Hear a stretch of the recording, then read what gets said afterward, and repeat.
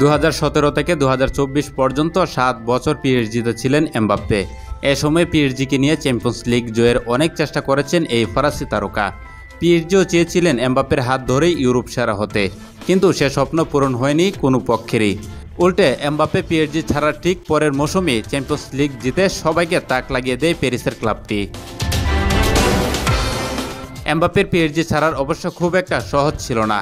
কয়েক বছর ধরেই দলবদলে এমবাপ্পে চেয়েছিলেন পিএসজি ছেড়ে স্বপ্নের ক্লাব রিয়াল মাদ্রিদে যেতে। একাধিকবার নাটকীয়ভাবে এমবাপ্পে রিয়ালে যাওয়া পিএসজি ঠেকিয়ে দিলেও শেষ পর্যন্ত আর পারেনি। 2024-25 মৌসুমে দলবদলে পিএসজি ছেড়ে ঠিকই রিয়ালে যোগ দেন এমবাপ্পে, তবে সে বিচ্ছেদ মোটেও সুখের ছিল না। পরিস্থিতি এতটাই খারাপ হয়েছিল যে এমবাপ্পে এক পর্যায়ে পিএসজির বিরুদ্ধে হয়রানি অভিযোগ এনে মামলাও করেন। তবে শেষ খবর হচ্ছে এমবাপ্পে পিএসজির বিরুদ্ধে নৈতিক হয়রানি ও চাঁদাবাজির চেষ্টার অভিযোগ করা মামলাটি প্রত্যাহার করে নিয়েছেন। রিয়াল তারকা অবশ্য এখনও পিএসজির কাছে প্রায় 5,50,00,000 ইউরো বকেয়া বেতন পাওয়ার দাবিতে ফ্রান্সের শ্রম আদালতে আইনি লড়াই চালিয়ে যাচ্ছেন। সব মিলে পিএসজি এমবাপ্পের সম্পর্ক এখন নাটকীয় এক মোড়ে দাঁড়িয়ে আছে বলা যায়। আর এসবের মধ্যেই আগামীকাল রাতে ক্লাব বিশ্বকাপের সেমিফাইনালে মুখোমুখি হবে পিএসজি ও এমবাপ্পের বর্তমান ক্লাব রিয়াল মাদ্রিদ।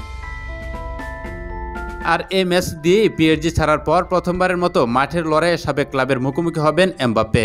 মূলত এমবাপ্পের কারণেই এই ম্যাচ এখন আলাদাভাবে উত্তাপ ছড়াচ্ছে।